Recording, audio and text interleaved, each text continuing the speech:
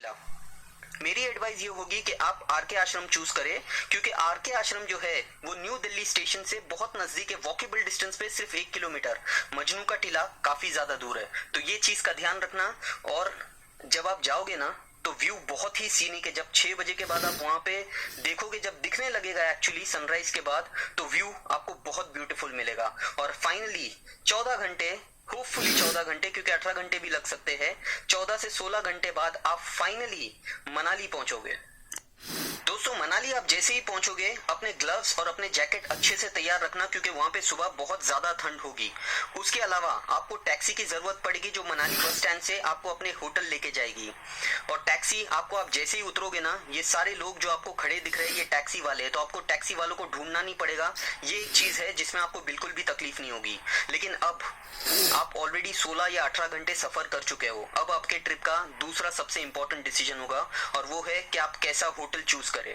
दोस्तों, 16 घंटे सफर करने के बाद आपके पास इतनी ताकत बचेगी नहीं कि आप होटल ढूंढो। तो दोस्तों, तो इसीलिए बेस्ट ऑप्शन यही है कि आप ऑनलाइन बुक कर लेना। 3 चीज का ध्यान रखने के लिए मैं आपको बोल रहा हूँ, क्योंकि ये बहुत इंपॉर्टेंट है। और उसमें से एक है गीजर।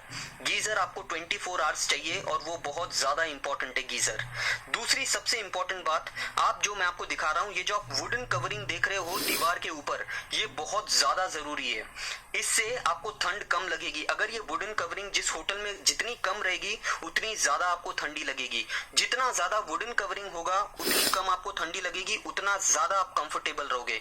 तो ये चीज का ध्यान रखना, ये चीज बहुत इंपॉर्टेंट है। तीसरी सबसे इंपॉर्टेंट चीज दोस्तों, आप शाम को 7 बजे के बाद मनाली पूरी तरह से बंद हो जाता है, पूरा अंधेरा रहता है। तो इस बात का ध्यान रखना कि आप जो भी होटल चूज कर रहे हो, वहां से जो व्यू होगा ना, वो बहुत ज्यादा अच्छा होना चाहिए। क्योंकि आई थिंक आप मनाली में जाओगे ना तो 10 से 12 घंटे आप सिर्फ अपने होटल में रहने वाले हो।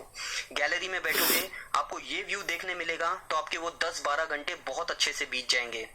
अब हम आते हैं अपने पहले दिन। आप पहुंच चुके हो यहाँ पे, 10-12 बज चुके हैं, ज्यादा फ्रेश होने का टाइम आपको मिलेगा नहीं, हार्डली 1 घंटा।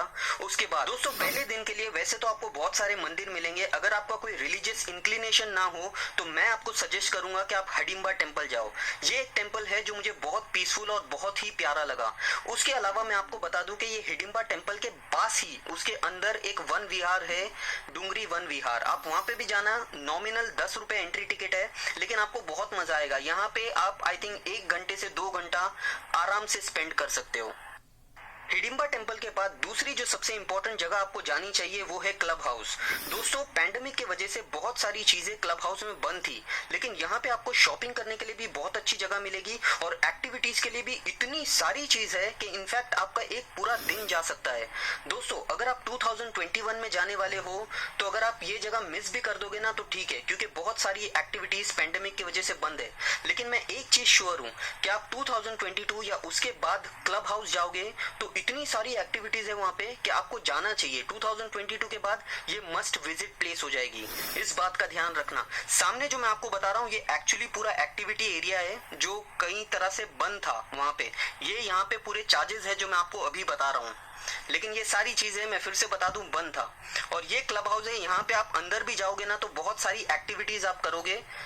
आपको 1 घंटा, 2 घंटा, 3 घंटा, डिपेंड करता है कि आप कितना घंटा यहाँ पे स्पेंड करना चाहते हो। क्योंकि आप जब फैमिली के साथ आओगे ना तो आई थिंक फैमिली के साथ ये जगह बहुत ज्यादा इंपॉर्टेंट बन जाती है। और उसके बाद आपको जाना है मॉल रोड, घूमने के लिए नहीं, शॉपिंग करने के लिए सबसे पहले, नेक्स्ट डे के लिए।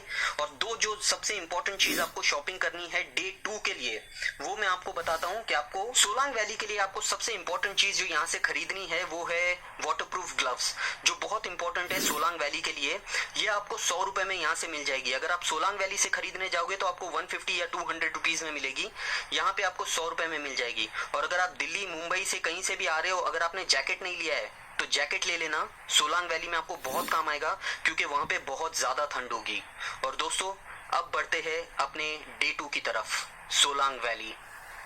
एक चीज तो पूरे यकीन के साथ मैं आपको बता सकता हूँ कि ये दिन आपकी जिंदगी के सबसे खूबसूरत दिनों में से एक होगा। क्योंकि सोलांग वैली में सिर्फ सोलांग वैली में मजा नहीं आती है, आप जो ये रास्ता देख रहे हो ना, दिल को ठंडक देने वाला रास्ता है। मनाली से सोलांग वैली 16 किलोमीटर है, एक चीज का ध्यान रखना कि बहुत ज्यादा अच्छे से आप नाश्ता करना, क्योंकि वहां पे आप बहुत ज्यादा थकने वाले हो। इस चीज का ध्यान रखना। और उसके अलावा आप जब रास्ते में जाओगे तो कुछ चीजें आपको खरीदनी पड़ेगी सोलांग वैली में एक्टिविटीज या एंजॉय करने के लिए। अब उसके बारे में बात करते हैं। रास्ते में बहुत सारी दुकान आएगी जिसमें आपको स्नो ड्रेस लेना पड़ेगा। स्नो ड्रेस और शूज आपको 250 रुपीज रेंटल बेसिस पे मिलेगा, जो आप सोलांग वैली से जब वापस आओगे तो आपको वापस इनको देना पड़ेगा। लेकिन दोस्तों वहां पे बर्फ में फिसलने के लिए ये जो कपड़े हैं वो बहुत काम आते हैं, तो इसको स्किप मत करना।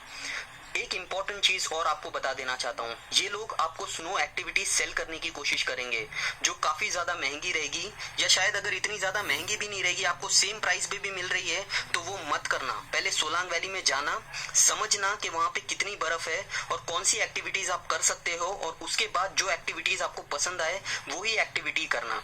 क्योंकि बहुत सारी चीजें जैसे स्कीइंग, इतनी बर्फ मनाली में बहुत बार पड़ती ही नहीं है कि आप स्कीइंग जैसी चीज एंजॉय कर सको, और उसके लिए आपको 2000 या 2500 देना पड़ता है। Not worth it. तो आप सोलांग वैली में जाना, वहां पे बर्फ देखना, खुद अपने आंखों से एक्टिविटीज देखना, और फिर आपको जो पसंद आए ना वो करना।